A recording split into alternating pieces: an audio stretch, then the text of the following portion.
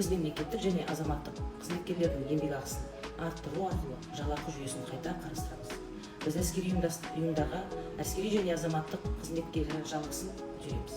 Біз әлеуметтік маңызы кәсіп иесі, мәдениет саласының маманы, кітапханашы, төтенше жағдай табиғатты қорғау, орман және балық шаруашылық қызметкерлерінің жалақысын арттырамыз. Мемлекет басшысының тапсырысы бойынша мұғалімдердің жалақысы 2 есе артты. Партия әр мұғалімнің мүддесін табанды түрде қорғауды жалғастырады. Білім беру саласындағы басқа да қызметкерлердің табысын кезең-кезеңмен өсуін қамтамасыз етеді.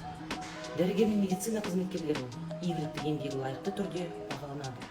Біз үкіметтің 2027 жылға дейін медицина қызметкерлерінің орташа жалақысын 2 есе арттыруын қамтамасыз етеміз.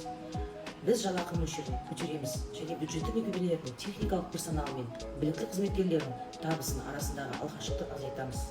Біз корпорациялардың үстеме табысын қатардағы